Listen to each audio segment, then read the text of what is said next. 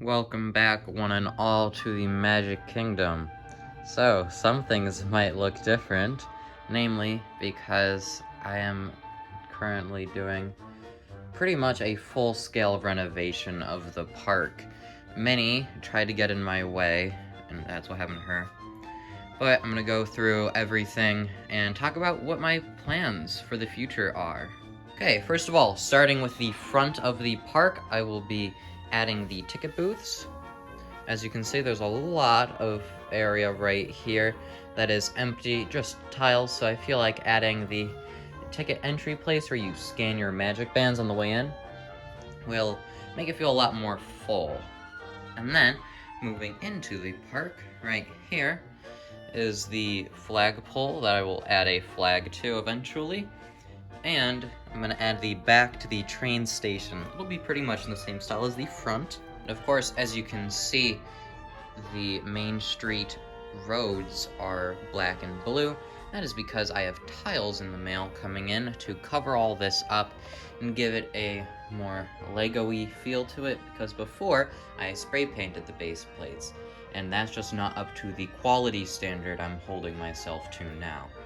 And of course, you can see this bench. It is currently empty, but the Roy and Minnie statue will be going there momentarily.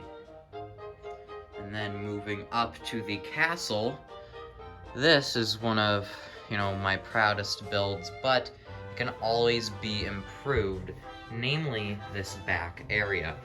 So, I already did a first floor renovation. As you can see, those towers were not there during my original showcase build. That was a couple months ago. But of course, as you can see, the second floor is just a mirroring of the, first half. And then there's just a lone tower base that's just not there. So I will be adding on, making that more accurate to the actual Magic Kingdom's castle. Now, after we go from the castle, Pirates of the Caribbean will be getting a full remodel.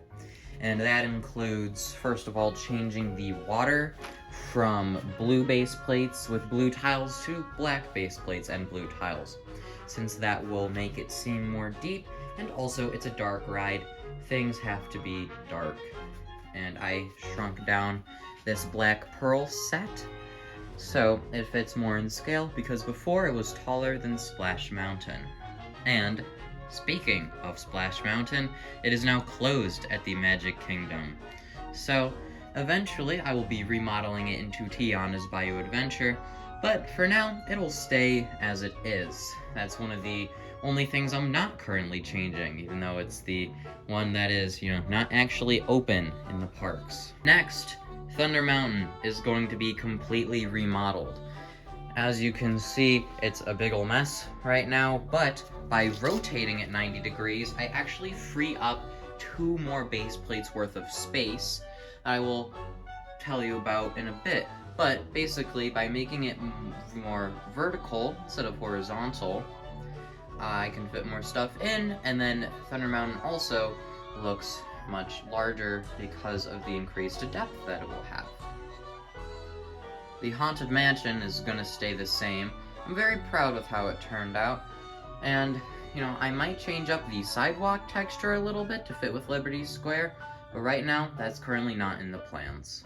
Now, for Liberty Square, this is one of the biggest changes I'm going to do.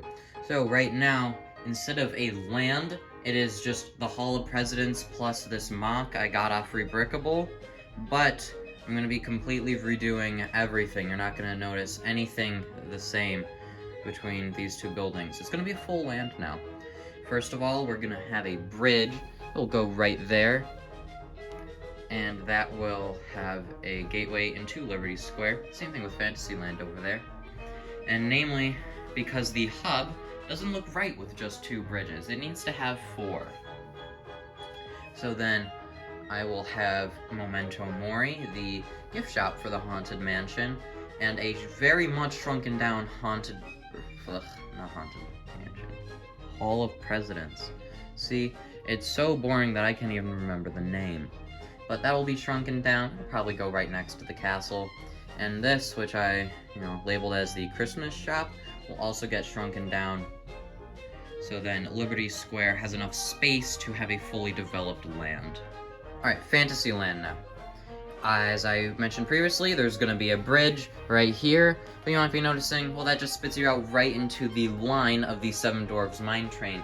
And you'd be correct if I wasn't going to destroy the Seven Dwarfs Mine Train. It's still going to be in the park in some capacity, but it doesn't justify having 6 base plates worth of space in the middle of the park, especially because it's a newer ride. People don't have as much of an emotional connection to it. And the house right there that used up literally all of my yellow bricks is not very detailed and could be shrunken down to maybe a quarter scale even. So I'm gonna shrink Seven Dwarfs Mine Train down to 2 base plates, and that is going to free up 4 additional base plates.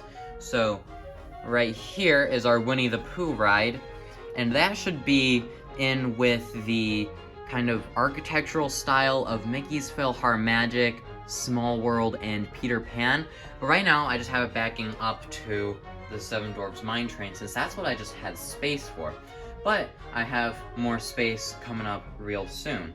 So, these 3 base plates right here, where you see the line and then the bottom part of the roller coaster, are going to become sidewalks and the teacups.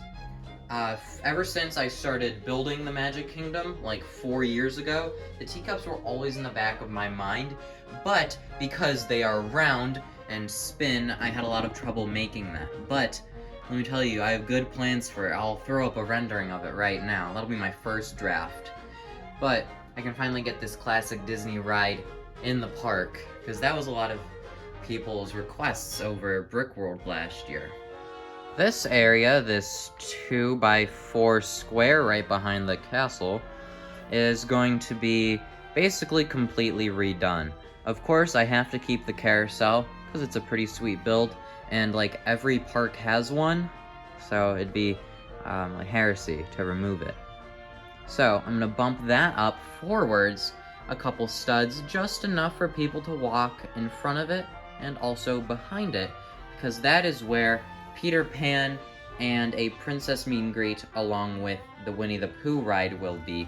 And that will line here, these 2 base plates, and then also this empty one that I haven't had a chance to put things in yet because I just moved Thunder Mountain out of the way. These plans are going to take many months to come to fruition.